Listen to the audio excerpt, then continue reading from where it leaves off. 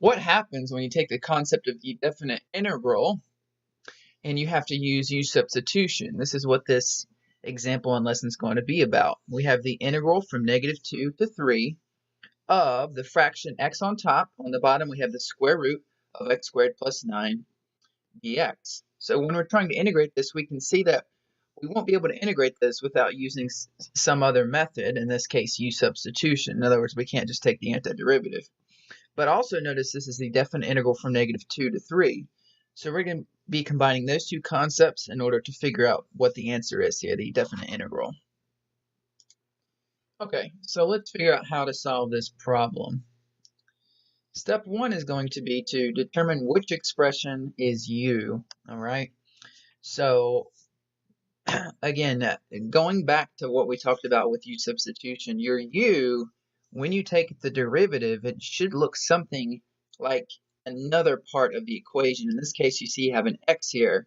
If we take the derivative of what's inside of this square root, we will get 2x, and the x's will wind up canceling. So you almost have to see in the future. And also a good rule of thumb is when you take your u should be something that's inside of another function 9 times out of 10. In this case, we have x squared plus 9 inside of the square root. So that gives us another hint that that's going to be our u. Now you might think, well, why don't you include the square root? Well, then you'd have to use the chain rule and the power rule. It's just your derivative is complicated. So maybe a third rule is for your u. Most of the time, the derivative is going to be something simple. Not always, but usually. So we're going to make u equal to x squared plus 9. For step 2, we're going to take the derivative of the u equation with respect to x. So it's the same kind of steps we did with substitution. So we get du dx equals 2x. Remember, the derivative of 9 is 0. Step 3, we're going to get dx by itself. So in order to do that, basically what we do is we just cross multiply. So we put 2x over 1, and then we multiply these two things and these two things. So du times 1 is du, and then dx times 2x is 2x dx. Now, why are we getting dx by itself? That's because, again, you actually have to cancel it in this expression right here. It needs to go away because everything needs to be in terms of u. So we want to go from a dx to a du. So the final step to get dx by itself here is to divide both sides by 2x, and we get du over 2x equals dx. All right, that leads us to step 4, which is to replace the expression by u and dx in terms of du. Basically what that means is every time there's an x, it needs to go away. And the term that we made u equal to, in this case, x squared plus 9, it will be replaced by u. All right, so that gets replaced by u, and our dx, which we got by itself in step 3, becomes du over 2x. All right, so now dx gets replaced by du over 2x. This becomes u. And again, we don't want any x's in the equation at all. So what we have to do now is simplify.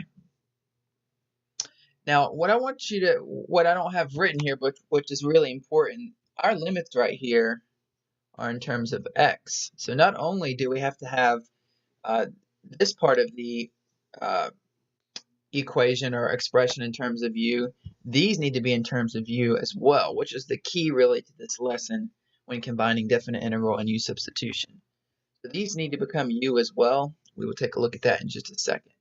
But first, step 5 is going to be to simplify. And so again, in this step, you want to basically cancel your x's out. So these two x's are going to cancel, and you're going to be left with just a du over, and then instead of putting over 2 square root of u, we can take this 2 and pull all the way out. So basically, it's just going to become 1/2 all the way on the outside. And then you're going to be left on the inside with du over square root of u. So again, I want to emphasize the fact that these are in terms of x, and they cannot be. Why? Because notice everything has to be in terms of u. Now we've gotten this in terms of u, but these limits, this upper limit and lower limit, need to be in terms of u. It's going to lead us to the very important step 6, which is to Well, actually, before we get there, excuse me. Before we get there, if there are any x's left in this equation, or this expression, you have to get rid of them. So step 6, use the original u equation to get x by itself. But we already did that in step 5 when we simplified, so no need to do that. However, let's just say there was like an x squared over here. Whatever, you basically have to get this x by itself here and then replace it in terms of u over here. So that's what this step is for, in case there's any x's left over, but there aren't, so let's move on to the next step. So step 7, if that were to happen, you would replace remaining x's in terms of u. We will see that in the next example, I do believe. Step 8, ensure the remaining expression can be integrated. Well, it is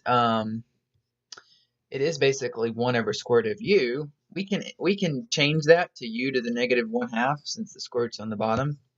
And so for step 8, yes, this can be integrated, right? Because we can use the reverse power rule. However, again, I want to keep emphasizing this because I myself have forgotten this before. These limits are in terms of x.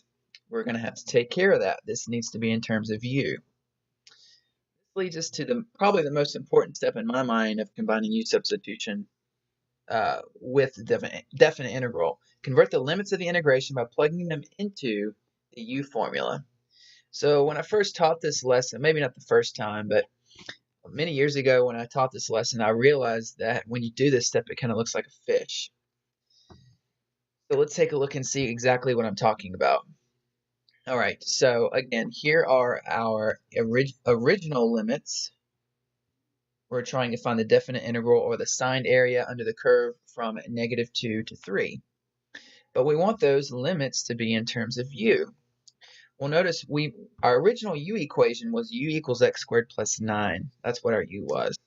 So we can plug in these x values into this expression to get a u value back, which is exactly what you want when you combine u substitution with the definite integral. So for example, we plug in our upper limit 3 into x squared plus 9, we get 3 squared plus 9, which is 9 plus 9, which equals 18, which gives us a new upper limit in terms of u, which is exactly what we want. Okay, it has to be that way in order to integrate and then plug that u back in. There is actually another method, which I'm not going to go over. To me, it's more complicated. You could integrate it in terms of u and then replace u with x again, but to me, it's a lot easier just to replace the limits. All right, and then same thing for the lower limit, -2. We can plug that into x squared plus 9, so we get 4 plus 9, which is 13. So now our lower limit is u equals 13. Now we don't have to worry about it. Once we integrate in terms of u, we can just plug in our new limits and we're good to go. Notice this does kind of look like a fish once you draw it. At least it reminds me of a fish, kind of like a flounder or something. All right, so step 10 is to take the antiderivative. So we just have to find the antiderivative of u to the negative 1/2. And notice now our new limits. And don't forget, we did originally pull out a 1/2 here. So for some reason it's not letting me zoom out. There we go. We did originally pull out a 1/2, so we're going to have to multiply our final definite integral by 1/2. Okay, so the integral of u to the negative 1/2, you'll just use the reverse power rule, add 1 to this, and then divide by that new exponent. So if you add 1 to negative 1/2, you get 1/2, but you have to divide by that 1/2. All right, now notice our limits, 18 and 13. We will be plugging those in now into our antiderivative, both the upper and lower. So remember, you plug in the upper and then you subtract when you plug in the lower. Again, don't forget to multiply our 1/2 at the end. So here's the thing, though. This is very interesting. Notice that I have a 1/2 on the outside and a 1/2 right here. You can actually go ahead and cancel those, which is pretty cool. So at this point, you just have u to the 1/2. Now you just plug in 18 and then you plug in 13. All right, so let's plug in 18. In other words, step 11, plug in the upper limit and evaluate. Now you can't really evaluate that. That's just the same thing as the square root of 18. I guess you could simplify that. That would be equal to the square root of 9 times the square root of 2, which equals 3 square root of 2. But that's about all you can do. All right, step 12, plug in the lower limit and evaluate. So that's equal to this 13 to the 1/2, which is the square root of 13. That one cannot be broken down.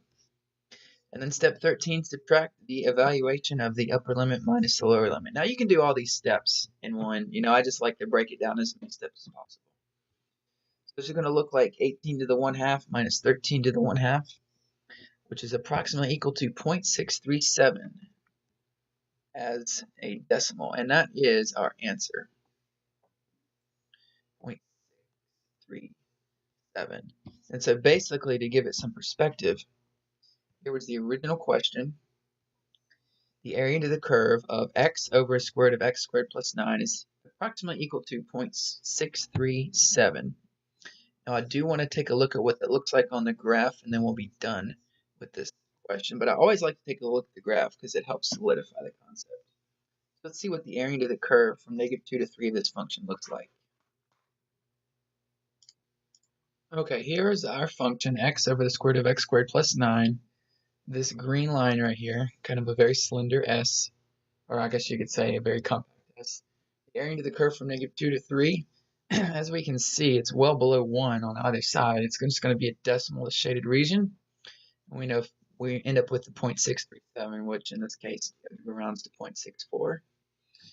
That's it for use substitution and definite integral for the first example. If you have any other questions about this, let me know.